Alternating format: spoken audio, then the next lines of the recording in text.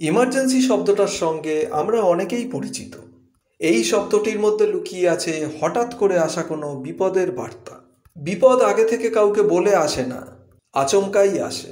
এরকম হঠাৎ করে যদি কেউ অসুস্থ হয়ে পড়েন বা আমাদের খুব কাছের জনকে যদি আমরা অসুস্থ অবস্থায় দেখি, তখন প্রথমেই যে চিন্তা আমাদের মাথায় আসে সেটি হলো তাকে কোথায় নিয়ে যেতে হবে এবং কিভাবে তার চিকিৎসা করলে সে তাড়াতাড়ি সুস্থ হয়ে উঠতে পারে।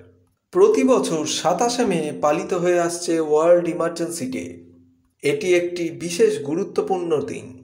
এই দিনটিকে কেন্দ্র করে বিপি পোদ্দার হসপিটালে হয়ে গেল একটি বিশেষ আলোচনা সভা। সেই আলোচনা সভায় হঠাৎ অসুস্থতায় কি করণীয় এবং কিভাবে চিকিৎসা করলে অসুস্থ ব্যক্তি তাড়াতাড়ি সুস্থ হয়ে উঠতে পারেন তা প্রেজেন্টেশনের মাধ্যমে দেখানো হয়। হার্ট অ্যাটাক থেকে শুরু করে ব্রেন স্ট্রোক সব কিছুর ওপরেই আলোকপাত করা হয় এই আলোচনা সভায়।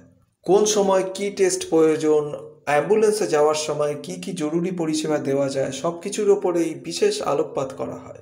বিপি পোদ্দার হসপিটালের গ্রুপ অ্যাডভাইজার সুপ্রিয়া চক্রবর্তী বলেন, এমার্জেন্সি মানেই সময়ের সঙ্গে লড়াই। তার জন্য প্রয়োজন উন্নততম পরিকাঠামো, দ্রুত সেরা পরিষেবা, দরকার বিশেষজ্ঞদেরও। অ্যাম্বুলেন্সেই যদি রোগীকে প্রাথমিকভাবে সেরা চিকিৎসা দেওয়া যায় তাহলে তা প্রাণের ঝুঁকি অনেকটাই কমে যায়। বিপি পোদ্দারের এই বিশেষ পরিষেবা বর্তমান সময়ে খুব গুরুত্বপূর্ণ। তার কারণ একটা বড় অংশের রোগী হসপিটালে নিয়ে যাওয়ার আগেই মৃত্যুবরণ করেন এবং হসপিটালে নিয়ে যাওয়ার সময় তাদের সঠিক পরিষেবা দেওয়া যায় না। এই আলোচনা সভায় ট্রমার চিকিৎসার উপরেও জোর দেওয়া হয় সাপে কাটার চিকিৎসার উপরেও। আলোচনা সভায় ডাক্তার নার্স ছাড়াও উপস্থিত ছিলেন অন্যান্যরাও। এই আলোচনা সভা কলকাতার চিকিৎসা ক্ষেত্রকে বিশেষভাবে সমৃদ্ধ করেছে। So you have to focus on the eyes and find. I have said it in complications before. Case of snake bite.